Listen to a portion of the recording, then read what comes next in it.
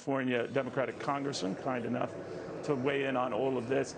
He did seem, Congressman, to say, well, I gave him my advice. The advice was we should maintain some troop presence, and he ignored it, as the president is free to do. What the problem with that argument, Congressman, is Joe Biden says he never got that advice from his military advisors. So someone is saying something wrong or lying. What's the deal?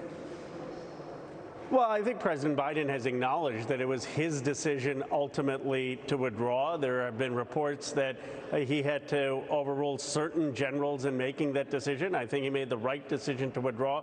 Tomorrow, when General Milley is before the committee, the question we have to ask is why were generals wrong in estimating the strength of the Afghan army? We had been fed reports that the Afghan army couldn't fight its way out of a paper bag. And what I want to know is why did general after general come to Congress and overestimate the strength of the Afghan army, and were they giving incorrect advice on that to President Biden? You know, Congressman, this is a very important week, well, for the country, obviously, but for the president and maybe the Democratic Party. If you think about the fallout from that Afghanistan pullout, to say nothing of these humongous measures that are sort of, waiting in the winds here.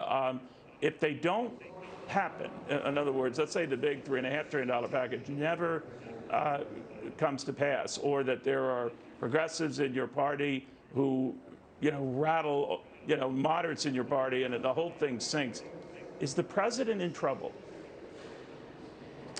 Neil, we have to pass this. Obviously, we don't pass it. It hurts the Democratic Party. It hurts the country. It hurts the president. I mean, that's just a matter of fact.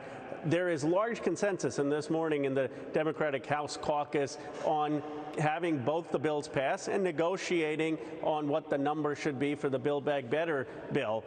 The question is, can we get Senator Sinema to come up with a number so that a negotiation can take place? You really have a consensus, in my view, of 48 senators in the House Democrats, and we're waiting on 2 senators. So, Joe Manchin had said earlier that it shouldn't be as big as that $3.5 trillion. He was talking something close to half that at the time. He never specified or spelled it out.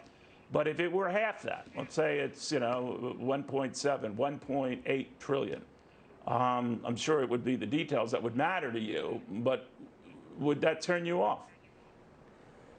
Neil, I have said that I'm willing to negotiate. Obviously, we've started at $3.5 trillion, which is already less than the $6 trillion that Bernie Sanders started with.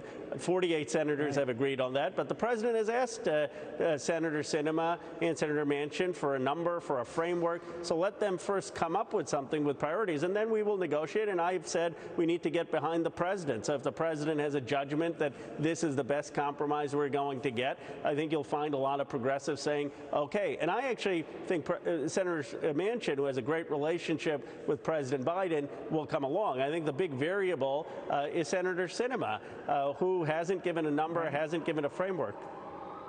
No, I know. I know the president plans to meet with both these senators later today. Finally, I just want to get your take on what's happening with inflation. And are you worried that a package this size is almost certainly going to stir it? No, Neil, and the reason I'm not worried is Larry Summers has been the biggest warning signs, has given the biggest warning signs on inflation, and he has said that spending over 10 years, it's not like we're spending all this money in this year that is productive, that's building American capacity, won't be inflationary. So even if you think that inflation is more serious, as Summers does, these packages are over 10 years and wouldn't exacerbate inflation, according to him. So he did leave out the possibility that markets anticipate inflation and could drive, as you know, many of these commodities and interest rates all are decided in the markets. They might be in a shock reaction and rise, but you think that would be short-lived. In other words, that this would even out in over a decade. Yes, and let me tell you what I think are the two things we could do to tackle inflation. One is the quantitative easing policy of the Fed that actually has led to asset prices inflating. And two is getting investment in semiconductor manufacturing and critical shortages of our supply chain so we can produce more products. It seems we could have bipartisan agreement on that. And I want to say Representative Mason and I work together all the time. So even though we disagree, she's one of the people who does cross the aisle, and appreciate her service. As do you, Congressman. Representative Khanna, the California Congressman, following this very, very closely here. The good Congressman